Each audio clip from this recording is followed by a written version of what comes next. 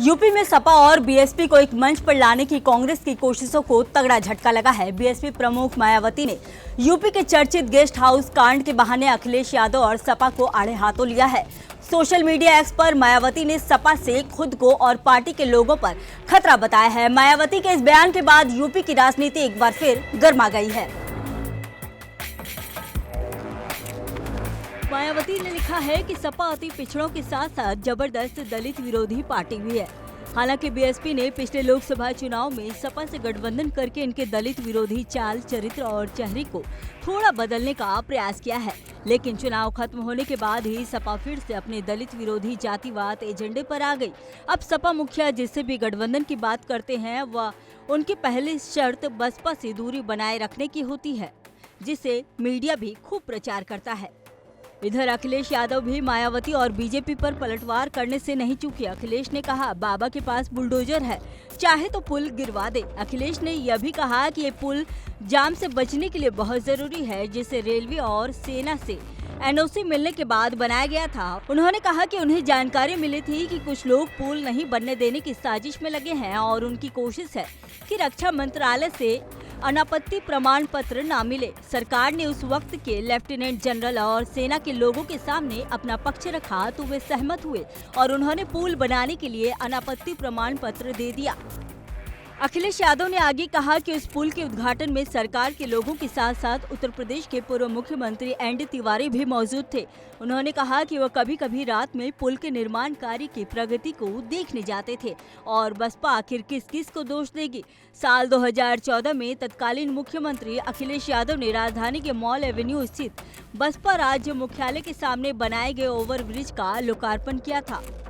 वहीं केशव प्रसाद मौर्य ने इस मामले में कहा कि गेस्ट हाउस कांड में सपा के गुंडों ने बहन मायावती जी की हत्या करने की नापाक कोशिश की थी। बहन मायावती और जनता की सुरक्षा को लेकर सरकार हमेशा सतर्क रही है। इसके कुछ घंटों पहले मौर्य ने एक्स पर एक अलग संदेश में कहा, सपा बहादुर अखिलेश यादव को उत्तर प्रदेश में सत्ता से बाहर रखना अगर अन्याय है तो भाजपा यह अन्याय बार बार करेगी। इसी बीच यूपी कांग्रेस के प्रभारी अविनाश पांडे ने कहा कि इंडिया गठबंधन के कुछ साथी बसपा के संपर्क में हैं। उन्होंने लखनऊ स्थित यूपी कांग्रेस कार्यालय पर पत्रकारों से बात करते हुए कहा कि राष्ट्रीय स्तर पर समन्वय समिति इस पर काम कर रही है। बसपा के साथ गठबंधन को लेकर उनकी क्या चर्चा हुई है, मुझे इस बारे में जानकारी नहीं है। अविनाश पांडे का बयान ऐसे समय में आया है जब सपा प्रमुख अखिलेश यादव खुलकर INDIA गठबंधन में बसपा की एंट्री पर विरोध कर रहे हैं। अखिलेश यादव ने दिल्ली में हुई बैठक में बसपा के साथ गठबंधन को लेकर बातचीत का मुद्दा उठाते हुए स्टैंड क्लियर करने की मांग की थी। उन्होंने यहां तक कह दिया था कि INDIA गठबंधन में बसपा की एंट्री हुई तो फिर सपा को भी अपना स्टैंड क्लियर करना पड़ेगा। अखिलेश ने INDIA गठबंधन में बसपा की एंट्री की स्थिति में सपा के एग्जिट तक की बात कह दी थी। बता दें कि मध्य प्रदेश चुनाव में जब कांग्रेस ने सपा को एक भी सीट नहीं दी थी, तभी से अखिलेश यादव के तेवर तल्ख नजर आ रहे हैं। अखिलेश यादव ने यह कहा था कि जिस तरह का व्यवहार हमारे साथ मध्य प्रदेश में होगा वैसा ही हम उत्तर प्रदेश में करेंगे। अखिलेश ने एक बात पहले भी साफ कह दी थी कि यूपी में गठबंधन का नेतृत्व सपा ही करेगी। जहां एक और राहुल गांधी की न्याय यात्रा को लेकर सवाल उठाते हुए अखिलेश यादव ने कहा कि सीट शेयरिंग हो जाएगी तब हम भी चले जाएंगे। इस बयान को भी अखिलेश यादव की तरफ से कांग्रेस को आंखें दिखाने की तरह देखा जा रहा था। इन सबके बीच अब कांग्रेस की ओर से बसपा से बातचीत को लेकर आए बयान और मायावती के INDIA गठबंधन पर नरम और अखिलेश का कांग्रेस पर तल्ख पलटवार, इन सबको देखते हुए यह कयास लगाए जा रहे हैं कि आने वाले समय में उत्तर प्रदेश की राजनीति में कुछ अलग देखने को मिल सकता है। अब ये सवाल ये भी उठ रहा है कि बसपा अगर INDIA गठबंधन में आ जाता है तो क्या बदलेगा। कहा जा रहा है कि इससे दो मुख्य बदलाव हो सकते हैं। एक बदलाव ये भी होगा कि कांग्रेस और सपा पहले से ही INDIA गठबंधन में है।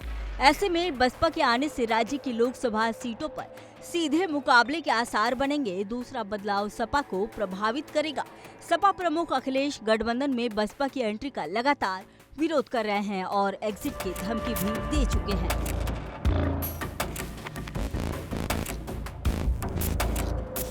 INDIA गठबंधन के घटक दल खासकर कांग्रेस का बसपा से गठबंधन के लिए बातचीत चल रहा है, तो यह एक तरह से तल्ख तेवर दिखा रहे अखिलेश पर प्रेशर बनाने की रणनीति के तहत भी हो सकता है।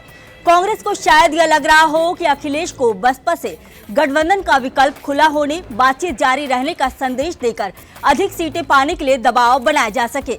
वहीं ये भी बताया जा रहा है कि कांग्रेस की रणनीति हो सकती है कि सीट शेयरिंग पर अगर सपा से बात नहीं बन पाई तो पार्टी के पास बसपा से गठबंधन के रूप में दूसरा प्लान भी मौजूद रहे। शायद यही वजह है कि अखिलेश के विरोध के बाद भी कांग्रेस ने बसपा से बातचीत का दूसरा रास्ता खुला रखा है।